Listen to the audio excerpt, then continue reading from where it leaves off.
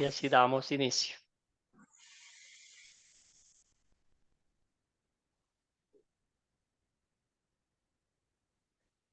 Muy bien, gracias al Señor por concedernos un día más de vida.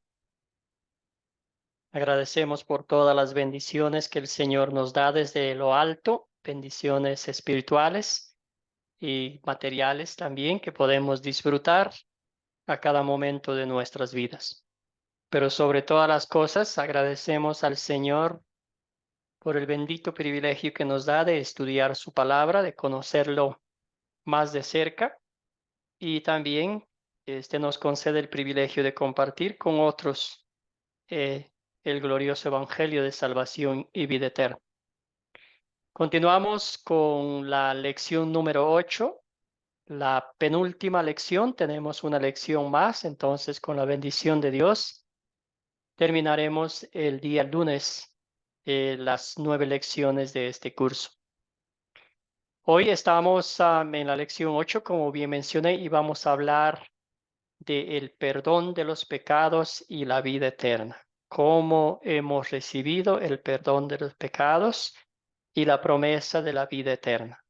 ¿Qué hizo Jesucristo para pagar, para rescatarnos, para librarnos y declararnos ante la presencia de Dios que nuestros pecados literalmente son perdonados? Vamos a profundizar hoy. Eh, Vimos el video que mencionaba el texto bíblico usado de Lucas, los prisioneros, bueno, los malhechores que estaban condenados a muerte, crucificados en la cruz, y el uno se arrepintió y creyó en Cristo y recibió el perdón. Vamos a empezar la clase con esta oración. Querido Padre Celestial, te damos gracias por el amor inmerecido que nos has mostrado en la gran obra de salvación. Ayúdanos a apreciar tu gracia más y más. Todo esto oramos en nombre de nuestro Señor y Salvador Jesucristo. Amén. Muy bien, entonces vamos a empezar con las preguntas que hicimos en el grupo de WhatsApp. Hay como 4 o 5 preguntas, entonces vamos a empezar con ellas, siempre también pensando en los textos bíblicos que nos tocó leer, que escuchamos, por ejemplo, de el Salmo 103, también la lectura que mencionó el pastor en el video y también pues las preguntas de WhatsApp. Adelante, querida Nimia, usted tiene la mano levantada, entonces le vamos a dar la oportunidad que nos conteste la primera pregunta. ¿Cuál es nuestro estado natural sin Dios en nuestras vidas? Adelante, hermana. Ajá, nuestro estado natural es un estado pecaminoso. Estamos sin Dios, estamos sin esperanza y sin salvación. Cuando recibimos a Cristo, cuando nos unimos a Él en nuestro servicio, en adorarle, porque Él nos amó, cambia una nueva. Somos como dijo Él, es necesario nacer de nuevo. Es allí donde nacemos de nuevo, hermano. Gracias, Nimia. Gracias por su comentario. Adelante, Manuel. Y luego vamos con Nelly también. Sí, profe. Nuestro estado natural sin Dios viene siendo un estado de muerto y propenso al pecado.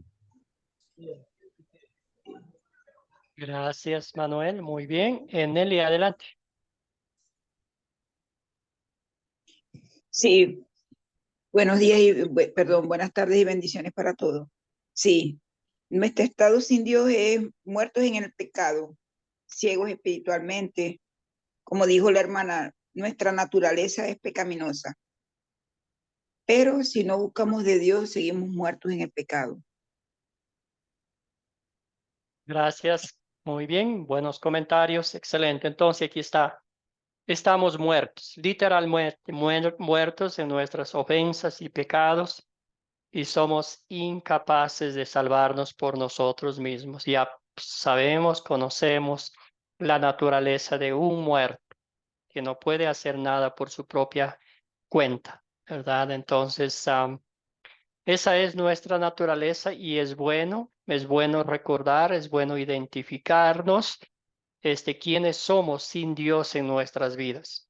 El mundo, el ser humano piensa que está bien, que no pasa nada, que la vida hay que gozarla, pero sin embargo, el día de mañana, cuando le toque partir de este mundo, será el lamento, el dolor, la angustia, el arrepentimiento, pero ya será demasiado tarde, hermanos. Entonces, ahorita vivimos en el tiempo de gracia. El Señor nos invita a creer en Él, a confiar en Él, a postrarnos ante sus pies y a depender de Jesucristo como nuestro Salvador.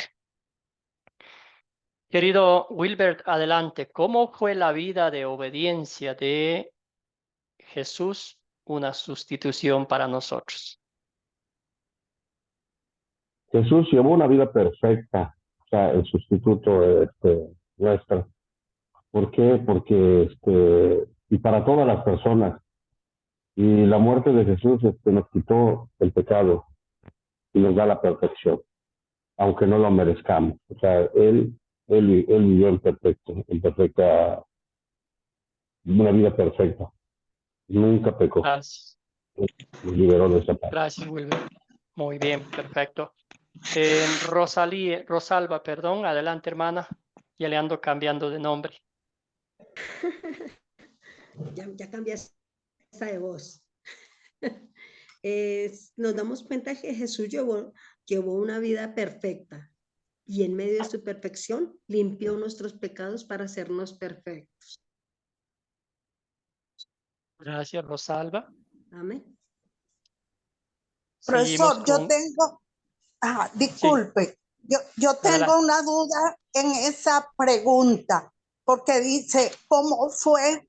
¿Será que la puede volver a colocar? ¿Cómo fue la vida de obediencia de Jesús? Una sustitución, ¿no? Porque yo estaba viendo esa pregunta, está en el proyecto, ¿ves? Entonces ahí dice, ¿cómo fue una vida de obediencia? La palabra dice que Jesús fue obediente hasta la muerte y muerte de cruz. ¿Y cómo fue esa sustitución? Bueno, Dios le sustituyó porque le dio un nombre que es sobre todo nombre.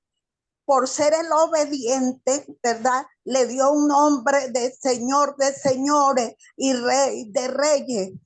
Quisiera saber si esa respuesta está bien, porque la tengo en el proyecto. Gracias, Nimia. Bueno, aquí está hablando de la obediencia perfecta de Dios. Como bien mencionó usted el texto bíblico, ¿verdad? Fue obediente hasta la muerte y muerte de cruz.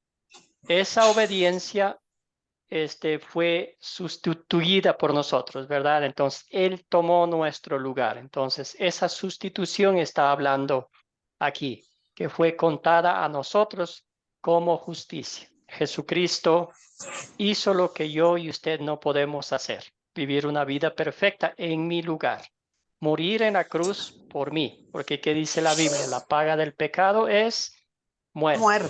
Y Jesucristo lo hizo por mí. Entonces estamos hablando de la sustitución de Cristo en mi lugar, ¿verdad? Es todo. En mi lugar. Sí, muchas gracias. En su lugar. Gracias, Nimia. Gracias. Seguimos con Elvira. Adelante, Elvira. Amén, pastor. Bueno, ya lo que se ha comentado antes, que Jesús vivió esa vida perfecta en obediencia y sumisión a ¿quién? A nuestro Padre Celestial, a su Padre. Él fue obediente a lo que Él vino a la tierra. Jesucristo fue el más vivo ejemplo de sublime obediencia al Padre Celestial. Él descendió del cielo, no para hacer su voluntad, sino la voluntad de quien lo envió. Y por eso le dijo, Padre, si es posible, pasa de mí esta copa. Porque él, siendo 100% Dios, pudo renunciar a ese sacrificio, ¿verdad? Pero como era la suprema, sublime obediencia de él, él le dijo al Padre, si es posible, pasa de mí esta copa, pero que no se haga mi voluntad, que no sea porque yo quiero, sino porque tú lo decidas, ¿verdad? Y ahí vemos la obediencia de Dios. Si él hubiese renunciado en ese momento al mandato que el Padre le había asignado, entonces hoy nos fuéramos salvos. Amén. Gracias, Elvira. Ya escuchamos a Nelly. No, yo quiero una pregunta. Profe, es una pregunta. Sí, Aquí adelante, dice, hermano. ¿cómo fue la sustitución de la vida de obediencia de Jesús? Dice el video que él llevó, dice el video, no, está escrito que él llevó una vida perfecta. Esa vida perfecta en obediencia fue la obra salvadora que nos, como o sea, él nos sustituyó a todos nosotros en la cruz y esa fue su obra salvadora. Eso es así. Esa es parte de todo el, no sé si decirlo bien, pero el paquete de la obra redentora de Cristo, ¿verdad? Es su obediencia activa y pasiva de las demandas de los mandamientos de Dios. Su O sea, obediencia, sí, él cumplió la ley por nosotros. Él fue obediente hasta la muerte de cruz, que es la peor, solo por nosotros. Él nos sustituyó a nosotros. Él asumió todo ese peso que nos correspondía a nosotros. exactamente. Entonces, la obediencia pasiva y activa son parte Ya. de la obra redentora de Cristo. La obediencia activa es que obedeció perfectamente todas las leyes escritas aquí en la tierra. La obediencia pasiva es que se entregó a sí mismo en la cruz, como bien dijeron ustedes. Él pudo enviar un ejército del cielo para que los eliminara a los enemigos que lo quisieron aprisionar ese momento. Sin embargo, fue como cordero al matadero, sin decir nada. Es la obediencia pasiva de nuestro Señor Jesucristo. Pudo hacer algo, pero en su amor divino por nosotros no lo hizo, porque ese era el plan eterno de Dios para salvarnos. También vamos a decir que Jesús lo hizo de forma voluntaria, de buena voluntad. No era que fue arrastrado por su padre a hacer algo que él no quería hacer, ¿verdad? Entonces, voluntariamente entregó su vida para darnos el perdón de pecados, para pagar el precio, para rescatarnos, para redimirnos, para traernos paz entre Dios y nosotros, ¿verdad? Como se lo dijo el Gracias, ladrón. Nelly. El ladrón lo desafió. Le dijo que, ¿por qué no te salvas? Si salvaste a mucha gente, ¿por qué no te salvas? Él lo desafió y él ni siquiera le respondió, solamente lo miró. Mientras que el otro salió en su defensa diciendo que ellos tenían motivos para estar ahí, porque ellos sí habían cometido una falta, ellos habían cometido pecado, mientras que Gracias, él Nelly. era un inocente. Gracias, Nelly. Ya. Y nota usted, los dos estaban burlándose de Jesús. No era que solo el uno. El texto anterior, ¿verdad? Unos versículos anteriores, creo que es Mateo que habla, que los dos estaban burlando de Jesús, ¿verdad? Entonces ahí vemos la conversión del ser humano, del pecador, es obra 100% de Dios. No sabemos cuándo, en qué momento cambió el Espíritu Santo, le tocó su corazón y empezó a ver que el que estaba colgado ahí en el medio de ellos era un justo, era santo, era perfecto, que había venido a dar la vida por ellos, por los dos que estaban colgados y por todo el mundo. Gracias, Nelly. Seguimos con José. Bienvenido, José. Buen día. Adelante, estamos en la segunda pregunta. No sé si desea hacer un comentario aquí. La obediencia perfecta de nuestro Señor Jesucristo es atribuida a nosotros como nuestra, ¿verdad? Adelante, hermano. Le Buenos escuchamos. días, pastor. Dios le bendiga a todos.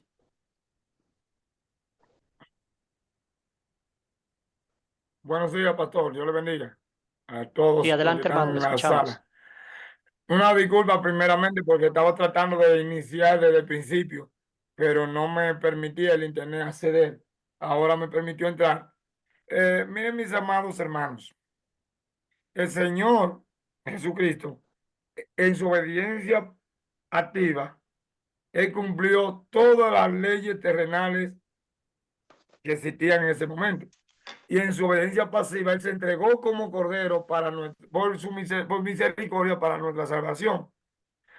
Y cuando llega allí a la cruz del madero, no era solo uno que lo estaba atacando, lo atacaban los dos. Lo que sucede es que el Espíritu Santo hizo una obra porque había uno de los dos ladrones que aún siendo pecador era un poquito más humilde y más humilde que el otro, y por eso el Espíritu trata con él. ¿En qué momento? No sabemos, pero lo hizo. Y nosotros tenemos que entender que dentro de esa obediencia de nuestro Salvador, Él nos enseñó a nosotros a que tenemos que respetar las leyes terrenales. Ahora, en no mandándonos esa ley a practicar el pecado, debemos de someternos y obedecerla. Y eso fue lo que hizo, eso fue su ejemplo.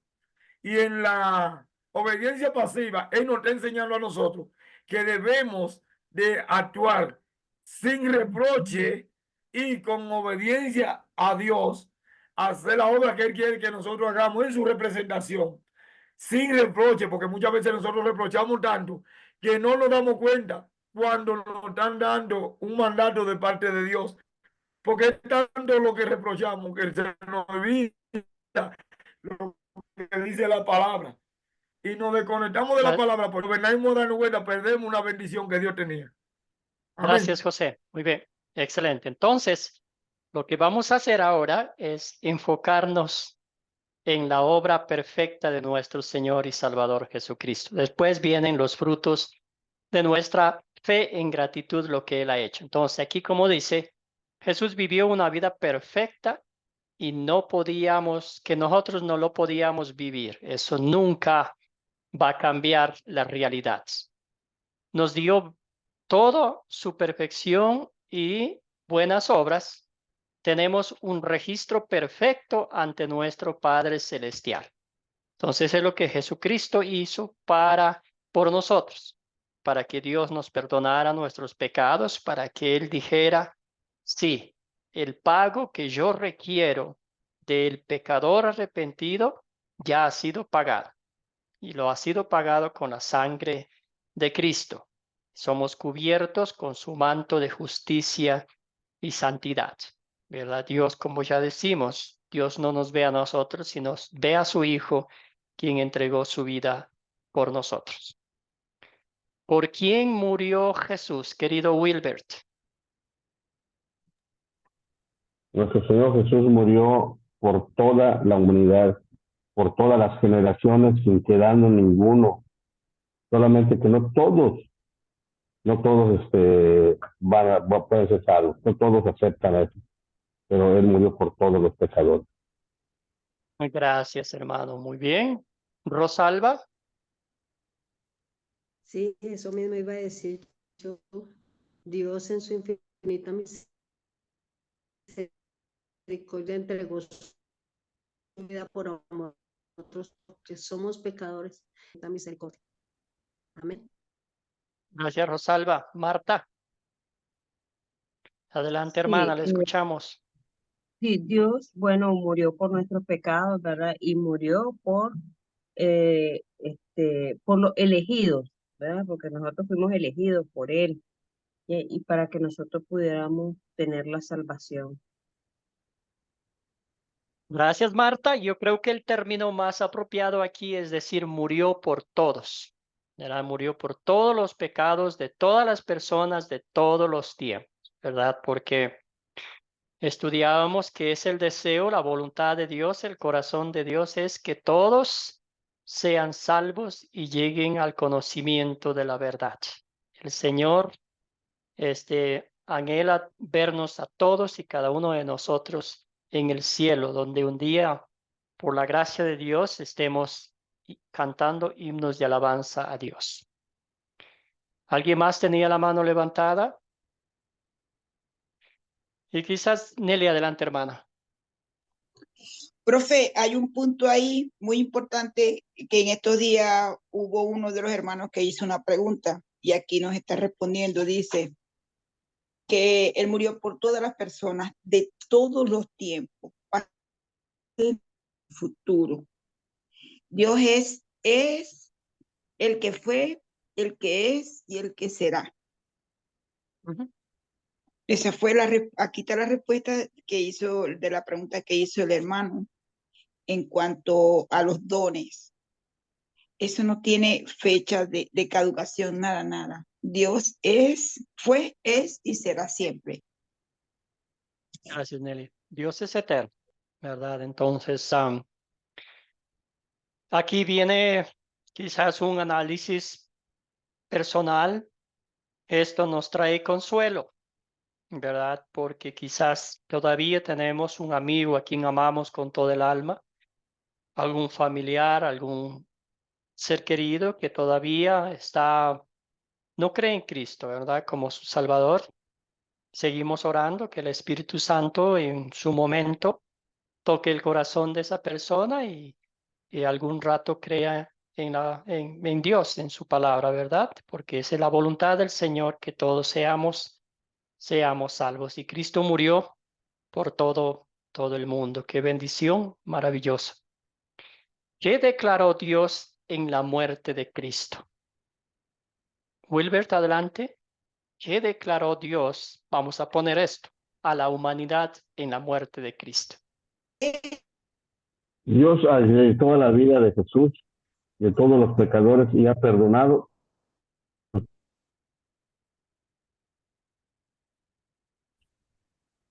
por causa de Jesús. Gracias, hermano. Nimia, adelante. Bueno, pienso que Dios en la muerte de Cristo con todo su amor, porque por medio de su amor Él entregó a su Hijo, como dice Juan 3:16, porque de tal manera amó Dios al mundo que dio a su Hijo unigénito para que todo aquel que en Él crea no se pierda, mas tenga vida eterna. Por favor, Gracias. deseo saber si es correcta, porque también es una pregunta al proyecto. Bueno, yo les puedo decir más o menos lo que es, pero no darles la respuesta al estudiante. No, mentira. No vale, Mentira, no Nimia. vale, no vale. Aquí Sí, estamos bueno, con el oído parado, viendo toda la... chistosos ustedes. Muy bien, pero lo que dijo es correcto, ¿verdad? Ese es bíblico lo que usted mencionó, de Juan 3:16, y esa es la verdad. En la muerte de Cristo vamos también a mirar la tumba vacía, a veces se nos olvida, ¿verdad? Dice la muerte de Cristo y confirmada por su gloriosa resurrección, ¿verdad? Dios declaró a todas las personas inocentes ante Él y perfectas ante sus ojos, ¿verdad? Entonces es una declaración divina, ¿verdad? No es algo que nosotros lo inventamos o no es algo que nosotros lo estamos colocando. Estas son declaraciones de Dios al ver el sacrificio cumplido, cuando Jesucristo desde la cruz dijo, consumado es, todo se ha cumplido. Tetelestai, ¿verdad? Estaba diciendo que la obra que me encomendaste hacerla por más gigante, por más imposible que al mundo pareció, para Dios fue posible rescatarnos, liberarnos, hacernos la paz, traer la paz entre Dios y nosotros. Entonces, declaró a todas las personas inocentes. El perdón está allí, ¿verdad? Entonces, por eso es que el Señor nos vuelve una y otra vez y nos repite que la salvación de Cristo es por todo el mundo, entregado una sola vez y para siempre, ¿verdad? Entonces, y ahí viene después que el Señor no exige a nadie. El Señor no anda con un palo, con un bate de béisbol buscando, como diciendo, crees, si no crees, no te estás destituido de la gloria de Dios. Todo lo contrario, el Señor nos invita, el Señor nos muestra su palabra, el Señor nos llama al arrepentimiento, ¿verdad? Adelante, Wilbert, ¿qué nos conecta con la bendición Sí, de la pastor, pues salvación de Cristo? está muy claro que hay una vida eterna. Aquí estamos de paso y pues eso nos conecta con Dios a través de la gran bendición que nos que nos dejó el Señor Jesús. Excelente. ¿Y cuál es esa bendición, hermano querido? La La conexión, lo bendición que es nos conecta, la vida eterna. la fe que Cristo nos ha dado, ¿verdad? Gracias, querido Wilbert. Nimia, y luego vamos con Marta.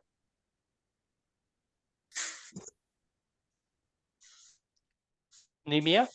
Bueno, dice que la conexión que nosotros, ajá, está cerrada, ajá, que podemos tener, cómo nos conectamos a través de la oración y a través de su palabra, nos podemos conectar con nuestro Señor, con nuestro Dios, pues. Dice que nos conecta con con las bendiciones ¿de qué?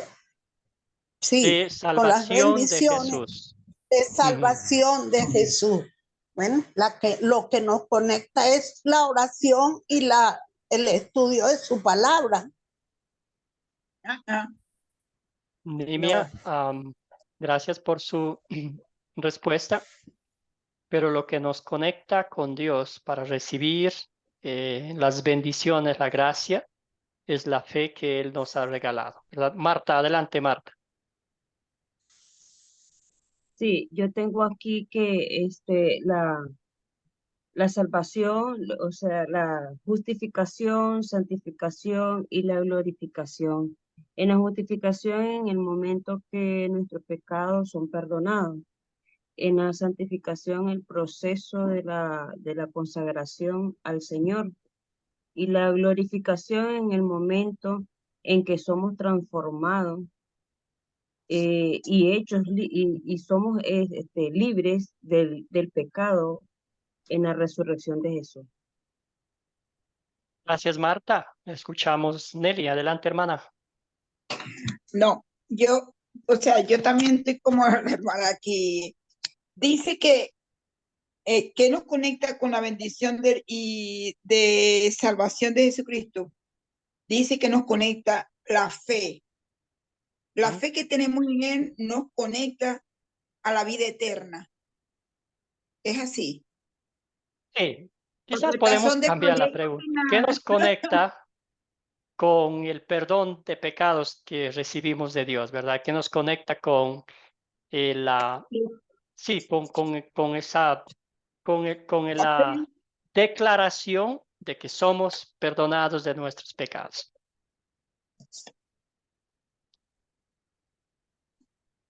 el don de la fe. ¿Sí? Entonces, ¿verdad? La fe, ¿verdad? La fe en Jesucristo. Como alguien dijo una vez, la fe no nos salva. Nos salva el objeto de la fe, ¿verdad? Es Jesucristo, el Cordero de Dios que quita el pecado del mundo. Dice, el don de la fe, nuestra simple confianza en las promesas de Dios. Nos conecta con la salvación que Dios ganó para nosotros por medio de nuestro Señor Jesucristo, ¿verdad? Elvira, y luego vamos con José.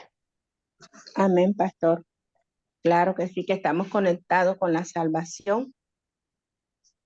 Estamos conectados con esa salvación a través de la fe, porque Él pagó por nosotros y por esa fe que nosotros tenemos en ese sacrificio precioso de Jesús. Entonces, creemos en esas promesas, creemos en todo lo que la palabra de Dios dice que es y que fue hecho. En todas esas promesas tenemos que creer a través de la fe, del don de la fe. Entonces, lo que hay que pedirle primero a Dios es que nos regale, nos otorgue el don de la fe. Dice que el que esté falta de fe, se la pida, que Él se la da abundantemente. Amén. Gracias, Elvira, perdón. Y la fe es un regalo de Dios, ¿verdad? El Señor nos ha dado y es la mano que recibe la gracia de Dios. Es el don que nos lleva a creer, confiar en la obra redentora de Cristo de principio a fin. José, adelante. Sí, buenos días. Nuevamente, mire qué pasa, mis hermanos. Nosotros, lo que nos conecta con la salvación es la fe. Y esa fe la alimentamos a través de la palabra. Porque dice la misma escritura que la fe viene por el oír y el oír la palabra de Dios. Entonces, ¿qué hacemos nosotros? Nosotros no hacemos nada. Simplemente confiar. Es lo que nos toca, confiar en ese plan de salvación que el Señor hizo. Y nosotros nos ilustramos en ese plan de salvación para alimentar nuestra fe a través de la palabra, viendo el proceso que Jesucristo atravesó por nosotros. Confiamos en ese proceso porque fue el pago que se utilizó para salvarnos, para quitarnos esa carga de pecado que teníamos. El Señor vino y se ofreció Él como un cordero. Y nosotros entonces, por la confianza de esa fe y la edificación que le vamos dando a la fe a través de la palabra, alcanzamos la conexión con el plan de salvación. Amén. Gracias, José. Muy bien, entonces ya hemos hablado a través de la fe. La fe que Cristo ha plantado en nuestros corazones por medio del Espíritu Santo.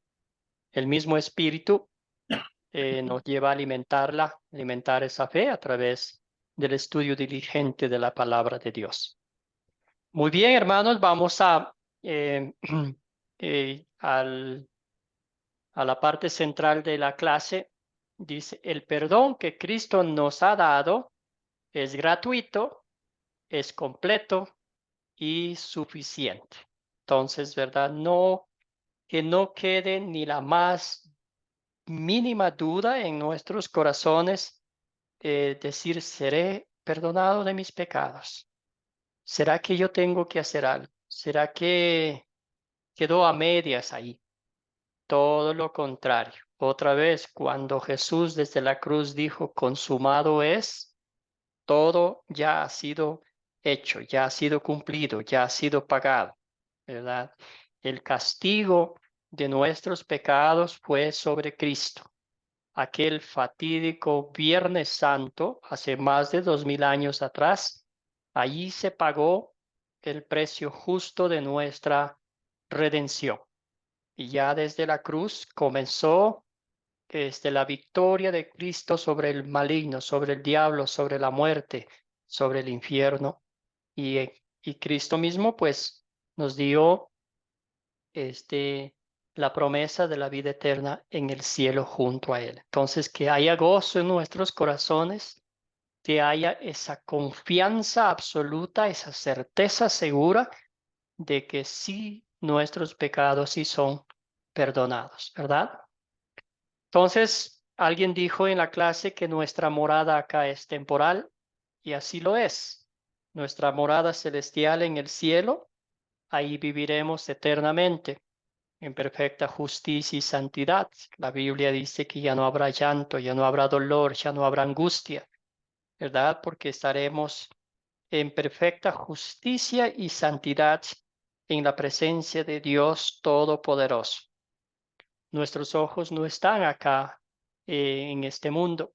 nuestra mirada está fija en el reino de los cielos, ¿verdad? Porque Cristo lo ha prometido, porque Cristo ha ido a prepararnos un lugar especial allá donde viviremos junto a Dios Padre, Dios Hijo y Dios Espíritu Santo.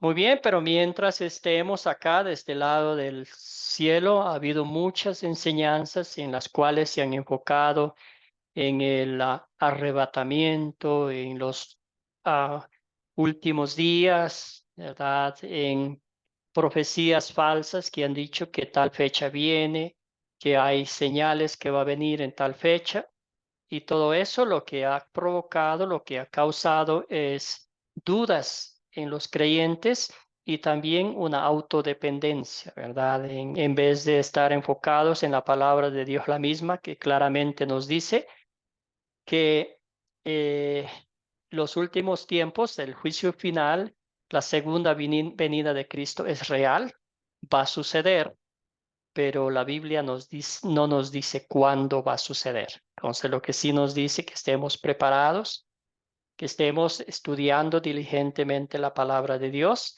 pero no sabemos cuándo el último día va a llegar. Lo que sí sabemos es que ahora mismo estamos viviendo, experimentando señales de los últimos tiempos, ¿verdad? La vida que vemos, tanta rechazo a la palabra de Dios, el libertinaje más abierto que en otros tiempos, pero todo eso son como espejos para que miremos y nos enfoquemos en las cosas del reino de los cielos, pero no podemos y no podemos decir que a ponerle una fecha al día del juicio final, ¿verdad? Porque absolutamente no sabemos. Y la Biblia dice, ¿verdad? Que ni el Hijo sabía, solo el Padre sabía, aún siendo Dios mismo, ¿verdad? Muy bien, no sé si ustedes, hermanos, han escuchado sobre el arrebatamiento.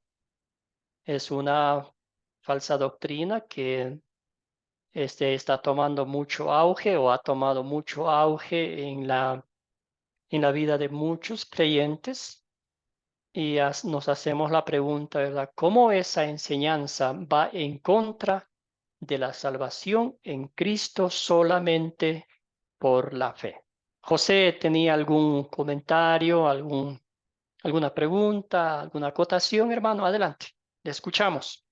Con respecto a la parte anterior que se está tratando con relación a la venida de Cristo, que muchos antes revisado esa parte, dando fechas que la Biblia no lo dice. Yo digo y soy de la opinión que en esta parte se confunde el que quiere confundirse, porque la Biblia es clara. El mismo Señor Jesucristo hablando, cuando estaba hablando con sus discípulos, le dijo que no se sabe ni el día ni la hora, que solo estaba en el corazón del Padre esa fecha. Es decir, él nos hizo entender a nosotros a través de las Escrituras que ni él podía dar la fecha, que ni él mismo, que era el que tenía que venir, sabía el día ni la hora.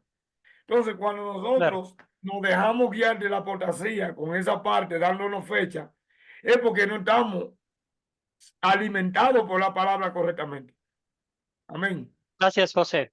Gracias por su comentario, bien dicho. Y si nosotros no estamos enfrascados, llenos, vamos a decir así, de la palabra de Dios, pues vamos a buscar en cualquier otro lado algo que humanamente nos haga, nuestros oídos sean llenos de alguna cosa, ¿verdad?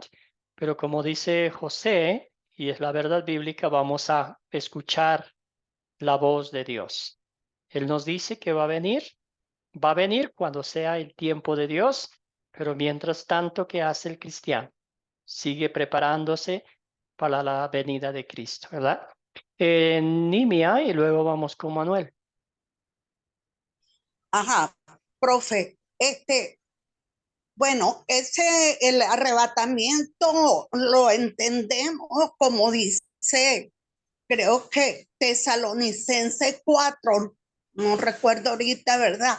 que dice Ajá. que al sonar de la trompeta, los muertos en Cristo resucitarán primero y luego los que hayamos quedado seremos recibidos en el aire y transformados. ¿Ok? Entonces, la creencia del arrebatamiento es porque está en su palabra, ¿verdad? Entonces, sí, esperamos la venida del Señor, pero va a haber un arrebatamiento en el aire donde seremos transformados según Tesalonicenses 4. Gracias, Nimia. Y ese texto bíblico es el que vamos a analizar este momento. La Biblia habla de de la segunda venida de Cristo. A veces el arrebatamiento o el rapto enseña como 2 o 3 venidas de Cristo, que primero vendrá y llevará a los que, ¿verdad? A los creyentes, y luego vendrá otra vez a los incrédulos y así sucesivamente. Pero la Biblia es muy clara al decirnos que habrá una sola venida, una segunda venida, que Jesucristo vendrá con poder y gloria a juzgar a los vivos y a los muertos. Hoy vamos a analizar el contexto bíblico por el cual fue escrito la carta de los tesalonicenses, ¿verdad? Entonces, si leemos, escuchamos primero a Manuel y luego vamos a pasar al texto bíblico. Vamos a leer. Manuel, adelante. Sí, la pregunta, profe, así como estaba escrito en la imagen anterior de cómo el arrebatamiento va en contra de la salvación que en Cristo es solamente por la fe. Esa es mi pregunta, profe. Sí, bueno, porque la respuesta es sencilla, porque pone las obras del ser humano delante de la obra redentora de Cristo. Si sé que alguien va a venir y llevarme, a jalarme, ¿verdad? Entonces yo tengo que estar como haciendo todo lo que me digan que tenga que hacer para ser parte de ese grupo, ¿verdad? El arrebatamiento es algo como secreto, es algo como turbio, es algo como que Dios va a hacer algo en secreto. Y créame que hasta el día de hoy yo no he visto en toda la palabra de Dios que Dios prometa hacer eso, algo en secreto, alguien que nadie sepa. Todo lo contrario, para el día del juicio final, ¿qué dice la Biblia? Que habrá señales, ¿verdad? Habrá anuncio, el ángel mismo de Dios, la trompeta hará sonar para que el mundo sepa que el juicio de Dios, el día del juicio final ya está cerca, ¿verdad? Adelante, Rosalba. No, pero un comentario ahorita, profe. Sí, Ladis, perdón, Rosalba, ahorita le damos la palabra. Ladis, adelante. Mire, profe, lo que le voy a decir. Yo estoy muy motivada y muy interesada en ese tema porque yo siempre he vivido investigando y dándome cuenta. Pero, como dice usted, al igual que lo que dice usted, otra secta religiosa, otro tipo de iglesia, dicen eso mismo del arrebatamiento, que es una falta de doctrina. Pero yo he estado en iglesia evangélica donde ellos justifican el arrebatamiento y donde ellos dicen que vamos a ser arrebatados y llevados hacia el cielo. Y que muchas personas dicen que yo me río, van a andar buscando a sus familiares y no lo van a encontrar. Y ha sido que Cristo se lo ha llevado en una nube. Eso hay que aclararlo bien, porque incluso pastores están equivocados en muchas cosas. Gracias, Nimia. Y con todo el respeto del mundo, yo sé que este es un tema muy, muy amplio y quizás ni siquiera vamos a comenzar la primera parte, ¿verdad? Porque es un tema muy, que se ha hablado mucho, que han hecho muchos estudios y es un poco controversial, si lo podríamos decir así, ¿verdad?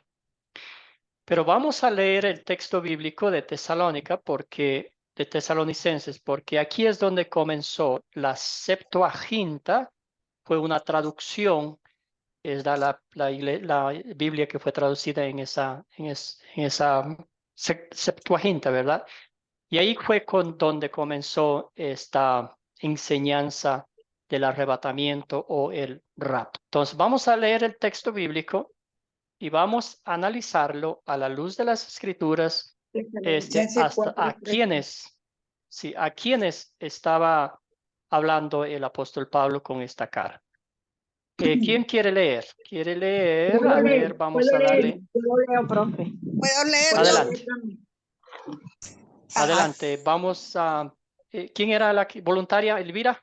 No, sí, Nimia. señor. Ajá. Adelante, bueno. Elvira primero y luego Nimia. Hay dos partes. Leemos. Amén. Leemos en el nombre del Padre, del Hijo y con la bendición del Santo Espíritu de Dios. Tesalonicenses 4, 13 al 18. Hermanos, no queremos que ustedes se queden sin saber lo que pasará con los que ya han muerto, ni que se pongan tristes como los que no tienen esperanza. Así como creemos que Jesús murió y resucitó, así también Dios levantará con Jesús a los que murieron en él. Les decimos esto como una enseñanza del Señor. Nosotros los que vivimos, los que habremos quedado hasta que el Señor venga, no nos adelantaremos a los que murieron. Esto hay que estudiarlo muy bien, pastor, y que usted nos dé la claridad, porque mucha gente dice, yo me voy a encontrar con mi hijo, yo me voy a encontrar con mi esposo, ¿verdad? Pero hay una parte de la Biblia que dice que no nos conoceremos allá. Entonces queda ahí como que. ¿Quién sabe? Solo Dios sabe, ¿verdad? Entonces, lo que sí nos vamos a reunir con certeza absoluta es todos los creyentes del mundo, los que creyeron en Dios como su Salvador. Y quizás ahí están nuestros papás, hermanos, hijos, todos ellos, pero Y nos creyentes, reconoceremos, pastor, nos reconoceremos entre nosotros. si somos creyentes, ¿verdad? Es posible que tengamos esa bendición del Señor también. Damos la palabra a José. Adelante. La palabra del Señor es clara. Y la Biblia dice claramente, nos está mandando aquí a que no ignoremos, pero es lo que murieron en Cristo. Que no nos le vamos a adelantar a los que murieron en Cristo, es decir, los que creyeron en el Señor antes de morir, somos los que cuando el Señor levante su iglesia o la manera que Él, a los que vivimos, a los que quedamos viviendo en ese momento, son los que se van a reunir, porque es que la Biblia dice, claro, es los que se salvaron, porque hay muchos que se han muerto, pero se murieron ¿cómo? En pecado, no reconocieron al Señor. Entonces, si ustedes se ponen a analizar, cuando la palabra habla de Lázaro, y el mendigo Lázaro, y habla de aquel hombre que lo tenía todo, y que llegó a los senos, al infierno, y Lázaro a la presencia de Abraham, el Señor da una ilustración ahí. El que está de aquel lado, en la tortura, porque por eso que la Biblia dice que nosotros debemos arrepentirnos y tener la fe en la salvación que Cristo nos está dando. ¿Por qué? Porque aquellos que van a estar torturados, dice la Biblia que su mente no será borrada. ¿Pero para qué? Para que la tortura sea fuerte. Pero claro que no, creyeron. Ahora bien, nosotros entre los creyentes, Dios nos está prometiendo que nos vamos a reencontrar porque vamos a participar en la cena del Señor, en la salvación. Porque todos van a acudir al trono blanco. Uno para ser condenado eternamente y otro para ser premiado, según dice la palabra, porque hay una promesa eterna. Si todos fuéramos ahí tratados de la misma manera a la hora de partir de esta tierra, entonces ¿cuál sería el sacrificio que hizo Cristo? Gracias, José. El que vive en obediencia, obedeciendo y reconociendo al Señor, vas a ir a un lugar. y todos van a compartir en la boda del Cordero. Ahora, los que vivieron desordenadamente, negando la existencia del Señor, negando ese sacrificio que hizo Jesucristo, van a ir al lago de fuego, que va a ser el juicio final cuando el Señor lo condene, emita la sentencia definitiva con ellos. Pero mis amados, dice la palabra clara, indiscutiblemente de muchas cosas que se quieran inventar por ahí, la Biblia es clara y es precisa. Nosotros los que vivimos a la hora del Señor levantar los muertos, dice la Biblia de qué manera va a ser manifestado. Ahora, Gracias, no José. podemos dejarnos llenar la cabeza de cosas, poniéndonos fechas, poniéndonos días. No, lo que tenemos que estar claro en la fe, en la creencia que hemos creído, en la fe del Señor, guiándonos por las Escrituras, no por la dogma y enseñanza de hombres. La Biblia dice de qué manera será manifestado el Señor. No lo dice cuándo. Dice que a la final del Dios mismo Gracias, levantará José. primero a los que Vamos murieron a en avanzar con Cristo la clase.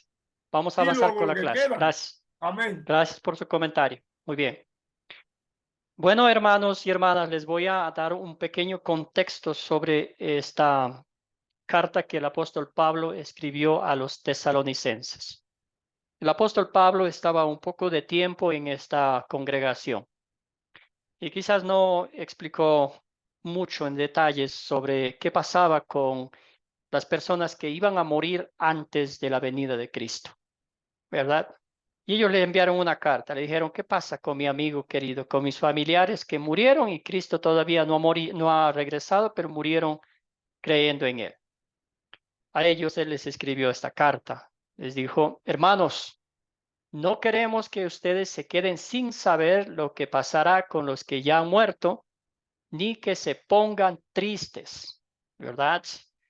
Como los que no tienen esperanza. Entonces, si estos personas murieron creyendo en Cristo como su Salvador, dice, aquí está, dice, así como creemos que Jesús murió y resucitó, así también Dios lo levantará con Jesús a los que murieron en él, ¿verdad? Está hablándoles a ellos, les está explicando, les está diciendo, si ellos murieron confiando, creyendo en Cristo Jesús, aquí el apóstol Pablo habla de un sueño, ¿verdad? Es como si están durmiendo, no es que echa de menos o lo pone, minimiza la muerte, sino les dice, es así como Dios los levantará de entre los muertos, ¿verdad?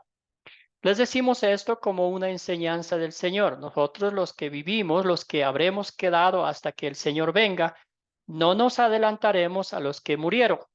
Y continúa el texto, dice, sino que el Señor mismo descenderá del cielo con voz de mando, segunda venida estamos hablando, con voz de arcángel y con trompeta de Dios, y los muertos en Cristo resucitarán primero, ¿verdad? Los que están muertos. Es como si nosotros estamos en nuestra casa y nos toca salir, ¿verdad? Nos vamos de emergencia a algún lugar y nuestra familia está durmiendo. ¿Qué hacemos nosotros? Primero los despertamos para que se levanten y se arreglen para ir con nosotros, ¿verdad?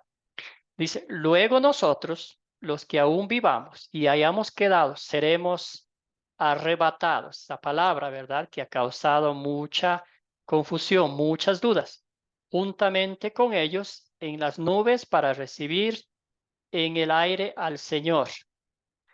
Ahora, ¿por qué dice esto en el aire? ¿Qué pasará con la tierra? ¿Por qué no en la tierra? ¿Por qué no en un lugar cómodo? Bueno, aquí vamos a estudiar la Biblia, ¿verdad? ¿Qué dice que va a pasar en el día del juicio final?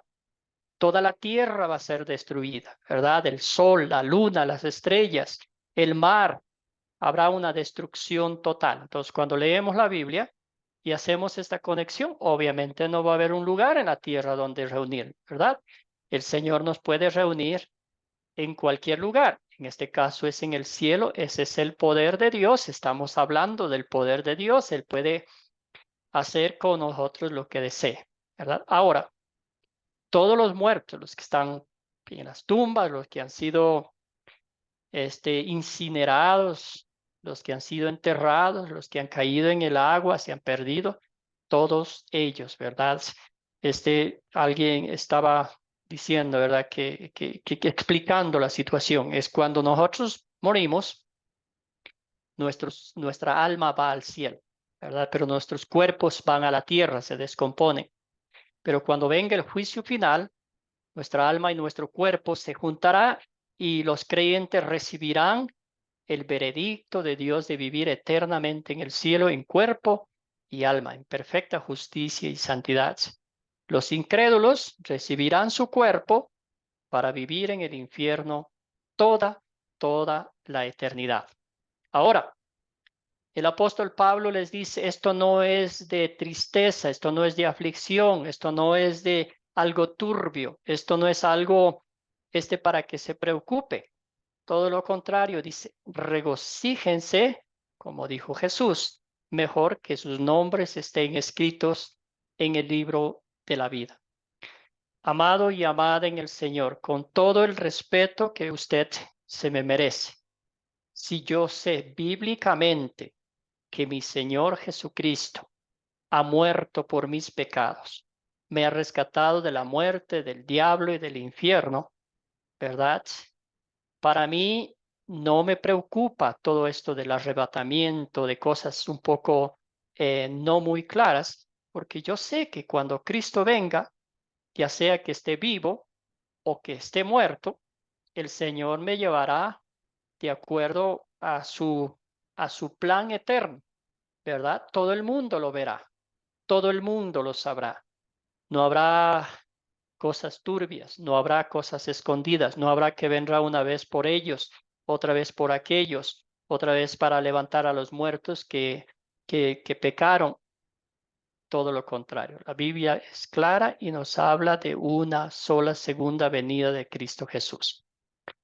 Ahora, si usted y yo tenemos seguro que somos salvos por la fe en Cristo Jesús, si tenemos claro que todo lo que Dios en la Biblia nos ha dicho hasta ahora es clara, concreta, específica y segura, que somos salvos por la fe en Cristo Jesús, todo lo demás, ¿verdad?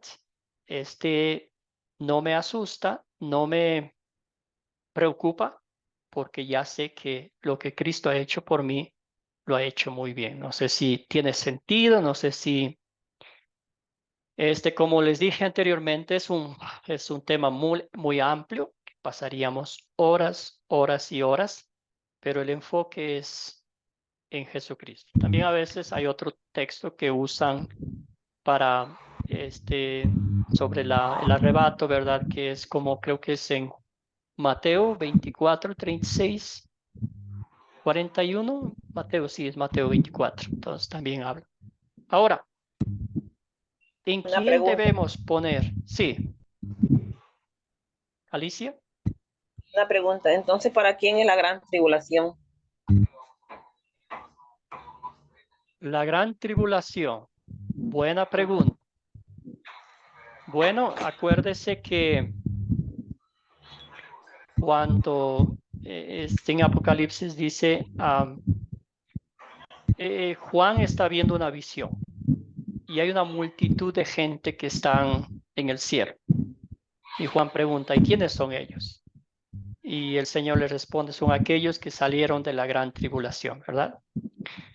Yo pienso, y no es mi respuesta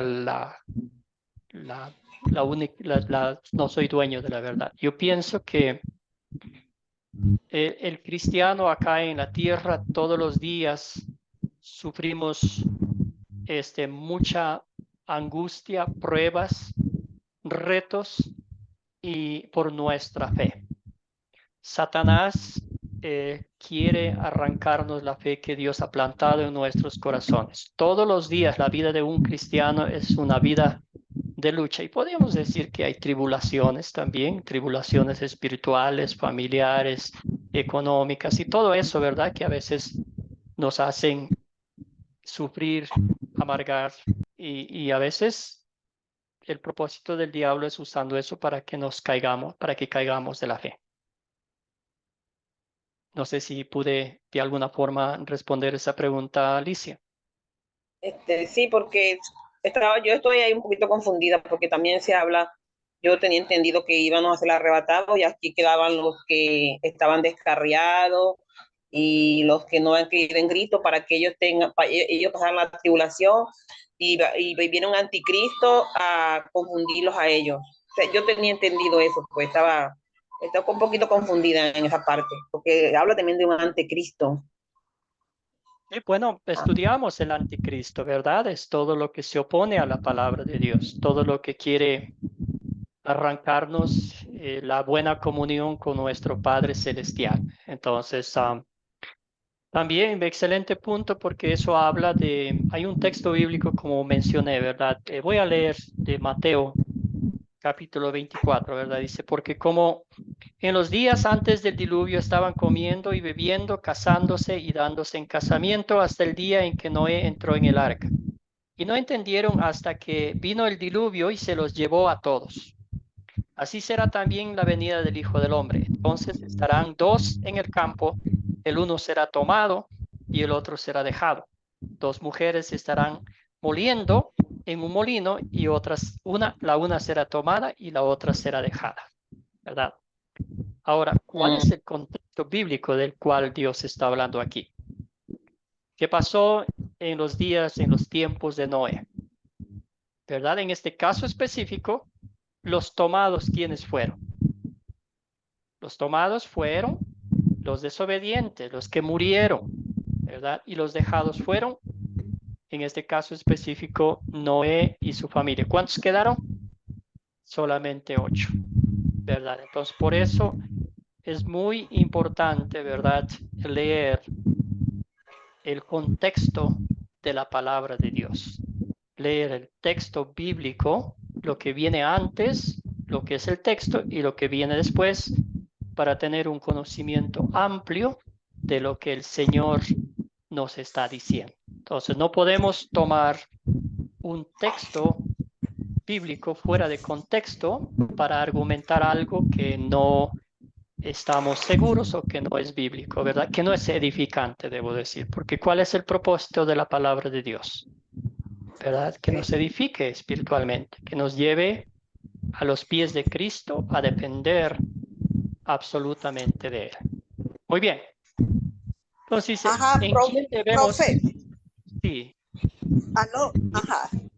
Profe, yo sigo con la duda con Primera de Tesalonicense. O sea, porque la palabra dice que ella misma se da a entender. O sea, no hay mucho que argumentar. Y ahí Pablo le está diciendo a los tesalonicenses, mire, no estén tristes, porque así como Cristo resucitó, ¿verdad? Él también, ellos van a resucitar. ¿Quiénes? Bueno, como nosotros. Tenemos esperanza para nuestros familiares que han muerto, que le veremos, porque dice ese versículo, al sonar de la trompeta, los muertos en Cristo resucitarán primero, y los que hayamos quedado seremos transformados, seremos arrebatados al aire y allí nos encontraremos y ahí seremos transformados. Entonces, ¿cómo esta palabra la podemos negar si no hay otro contexto? Pero es que él no está negando esto. No la estamos negando, hermana querida. Entonces, ¿cuál? Está dando claridad a todo. Sí, entonces, pastor, profe, usted no está negando nada, usted está diciendo clarito todo lo que ella está diciendo. Los que mueren en Cristo Jesús serán levantados primero, ellos van a ser resucitados primero, luego los que quedamos aquí en tierra seremos reunidos con ellos, porque la tierra va a ser destruida, como sucedió con Sodoma y Gomorra, como sucedió en la época de Noé. Él lo está diciendo. Sí, Gladys, pero estamos hablando del contexto del arrebatamiento, porque realmente habrá o no habrá arrebatamiento. ¿Qué va a pasar No, con los muertos? no habrá, querida hermana. Ahora mire usted, y quiero que me haga un gran favor y todos. Mire, Ajá. ¿cuál es el gozo o el mensaje principal de este texto? ¿En quién, vamos a ponerlo acá, en quién desea Pablo que encuentren consuelo y esperanza los tesalonicenses? ¿En el arrebato, en el juicio final o en Jesucristo? No, en Ese es. Jesucristo. Él es la Entonces, resurrección y la vida. ajá. ¿Sí?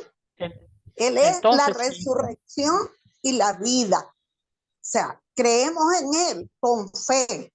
Que así como Cristo resucitó, los que hayan muerto van a ser resucitados. ¿Sí?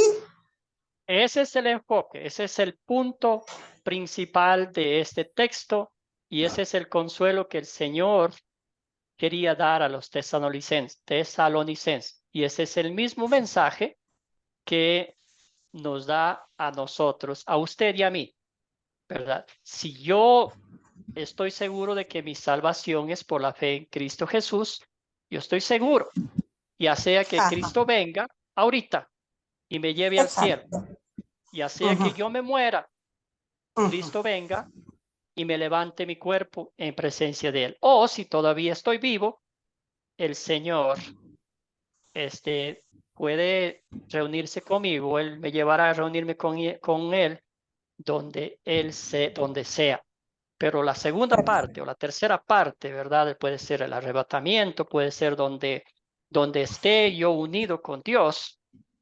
Eso no me incomoda, porque la primera parte ya tengo seguro. No sé si me entiende, ¿verdad? Entonces, si yo estoy seguro, tengo esa confianza viva de que mis padres si creyeron en Cristo Jesús, ¿verdad? Mis abuelos si creyeron en Cristo Jesús, algún día los volveré a ver. Ahora no sabemos si los voy a reconocer, si los voy a ver como eran, pero sí sé que ellos por la fe en Cristo Jesús creen lo mismo que yo y van a estar en el cielo por toda la eternidad. Eso es lo que estamos tratando de enfocarnos aquí, ¿verdad? Después hay muchas conversaciones. Muchas gracias. De nada, hermana querida. Y es un tema muy grande, como dije, no podemos aquí cubrir todo y no puedo decir que ya está solucionado esto. Ladis, adelante. Mira, avanzamos porque ya estamos retrasados. Hay una parte en la Biblia que yo no recuerdo bien cuál es el texto, pero sí dice que no vamos a ser reconocidos, que nos van a pasar una mano por la cara cuando si uno lo ve y no vamos a reconocer quiénes fueron nuestros familiares, porque iba a ser muy triste ese evento, pero no recuerdo dónde lo dice, pero la Biblia lo dice, porque me recuerdo que una vez yo lo leí eso. Puede ser, ¿verdad? Eso no nos quita el sueño, ¿verdad? Si puedo reconocer a mis seres queridos, sería una bendición enorme. Y si no, igual, porque estoy con mis hermanos y hermanas en la fe. Entonces, no nos quita el sueño. Si estamos salvos, todos estamos ahí bien. ¿Sí? Entonces, ese es el punto principal. Y si esto es como un chiste, ¿verdad? Y si hablamos español en el cielo, bendito sea Dios. Y si comemos arepas en el cielo, bendito sea Dios. Nos regocijamos. O algún manjar de la República Dominicana, de lo que sea. Pero la idea, el punto principal es que por los méritos de Cristo estaremos allá en ese lugar especial. Amén. Excelente. Entonces, gracias por sus comentarios. Vamos a avanzar un poquito. Vamos a avanzar un poquito. Entonces, muy bien. Entonces, aquí dice, ¿en quién debemos poner nuestra confianza para la eternidad? Gladys dice, Gladys, adelante. Gladys. En Jesús, porque es el autor y consumador de la fe, la salvación. Entonces en eso es que tenemos que poner nuestra confianza y todo. Gracias, Ladis. Y vamos a leer este texto. Dice primera Juan capítulo 10, 25, 30. Aquí este texto es muy conocido como Jesús el buen pastor, ¿verdad? Jesús le respondió, ya se lo he dicho y ustedes no creen, pero las obras que yo hago en nombre de mi Padre son las que dan testimonio de mí. Si ustedes no creen es porque no son de mis ovejas, ¿sí? Las que son mis ovejas oyen mi voz y yo las conozco y ellas me siguen y yo les doy vida eterna y no perecerán jamás, ni nadie las arrebatará de mi mano. Mi padre mi padre que me las dio es mayor que todos y nadie las puede arrebatar de la mano de mi padre. El Padre y yo uno somos. Somos ovejas de Cristo. Cristo nos conoce. Cristo nos ha redimido. Él ha dado su vida, ¿verdad? ¿En qué ponen su confianza los que creen en el arrebatamiento? Bueno, vamos a pensar. Buscan utilizar la ley como un medio para prepararlos para la venida de Cristo, ¿verdad? Entonces, mediante nuestras propias acciones y mejoras. Entonces, si sé que alguien va a venir en secreto, tengo que estar preparado, tengo que hacer muchas cosas bien, hacer esto, hacer aquello, y eso no produce cristianos agradecidos con Dios, sino mejor preocupados porque no saben si su salvación está segura o no. Cuando el propósito de la ley nos muestra nuestro pecado, ¿verdad? Preparándonos para el mensaje de Jesús, como dice Romanos 3:20, ¿verdad? La ley no nos justifica, la ley nos muestra que somos pecadores, que imperantemente necesitamos un Salvador. Entonces, ahí es que nos prepara para escuchar el dulce evangelio de Cristo decirnos, yo vine por ti, yo te rescaté, yo te perdono tus pecados, ya no me acuerdo de tus pecados, ¿verdad? Como decía el texto bíblico que nos tocó leer, que tan lejos como el oriente del occidente están, así tira Dios nuestros pecados, Él ya no se acuerda de él. ¿Cómo esa enseñanza falsa hace que los cristianos se sientan inseguros de su salvación? Y la respuesta dice aquí, hace que los creyentes se miren a sí mismos en busca de su confianza en lugar de buscar en Jesús. Jesús, como dice Hebreos 2:12, dice, es el autor y perfeccionador de nuestra fe y, por qué no decir, de nuestra salvación. Tengo una pregunta final para volver al tema del estudio. Entonces, la pregunta es... No copie la cita, profe. ¿Perdón? No copie la cita. Ahí está, Hebreos 2:12. Entonces, mientras anotan esto, yo les voy a hacer la pregunta. Dice, ¿cómo es que usted y yo hemos recibido de Dios el perdón de pecados y la promesa de la vida eterna?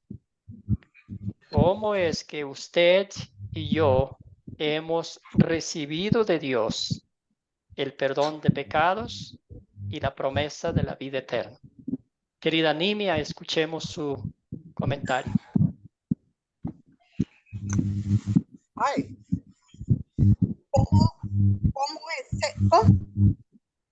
Va otra vez la pregunta, dice, ¿cómo es que usted y yo hemos recibido de Dios el perdón de pecados y la promesa de la vida eterna? Bueno, la hemos recibido por la redención que Cristo hizo, o sea, por su muerte y muerte de cruz, porque es que dice la palabra, dice que por un hombre entró el pecado, pero que también por un hombre vino la salvación al mundo. Entonces, ¿por quién? Por Jesús. No hay otro, porque dice que entre Dios y los hombres, Jesucristo, hombre, es el único que nos dio, porque Dios envió a su Hijo, como dije antes, a morir en la cruz por la humanidad. Él se ofreció, porque no fue que lo obligó Dios, no, él se ofreció, él fue enviado a padecer por los pecados de los injustos, el justo pagando por todos los injustos para darnos vida eterna. Gracias, hermana. Muy bien dicho. Escuchamos a José y luego Nelly. Cortito el mensaje, hermano querido. Directo al grano. Gracias, José. Amén. Nosotros recibimos ese privilegio por la fe en nuestro Salvador Jesucristo. No hay otra manera. Gracias, hermano. Adelante, hermana Nelly. Bueno, por lo que vimos hoy, por la obediencia perfecta de la muerte en la cruz de Jesucristo, recibimos ese regalo. Como dice Juan 3:16, porque de tal manera amó Dios al mundo que ha dado a su Hijo unigénito para que todo el que en él cree no se pierda, mas tenga vida eterna. Amén. A través de Jesucristo recibimos ese regalo. Gracias, hermana. Muy bien, hermanos. Podemos simplificar, ¿verdad? Por los méritos de la pasión, muerte y gloriosa resurrección de Jesucristo. Y un pasaje adicional, creo que es 2 de Corintios, capítulo 5, verso 21, porque no estoy ya, se acabó todo mi cerebro. Entonces dice, al que no cometió pecado alguno, por nosotros Dios lo trató como pecador, para que en él recibiéramos la justicia de Dios. Entonces, Jesucristo es la razón por la cual Dios nos perdona todos nuestros pecados y nos promete la vida eterna en el cielo. Esa es nuestra morada celestial.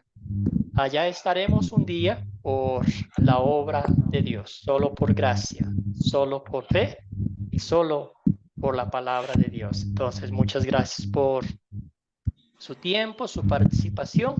Vamos a cerrar con una oración. Padre eterno, te damos infinitas gracias por este tiempo que nos has concedido el estudiar tu palabra. Señor, a través de las páginas de la Biblia, tú confirmas la obra redentora de Cristo, perfecta, santa y absoluta, total por cada uno de nosotros. Señor, te damos gracias porque cada día a través del Espíritu Santo nos muestras esa obra redentora que hiciste por nosotros. Señor, danos la fortaleza espiritual y el convencimiento para estar seguros de que lo que tú dijiste, lo que tú hiciste por nosotros, ya lo has hecho en Cristo Jesús, Señor, para darnos el perdón de pecado, la salvación y la vida eterna. Bendice a cada uno de mis hermanos y hermanas en Cristo. Cuídales, protégeles de todo mal y peligro, y haz que sigan regocijándose en todo lo que has hecho por ellos y sigues haciendo, debo decir, por todos y cada uno de ellos. Lo oramos en nombre de Jesucristo, nuestro Señor. Amén. Amén. Amén. Que le bendiga, pastor.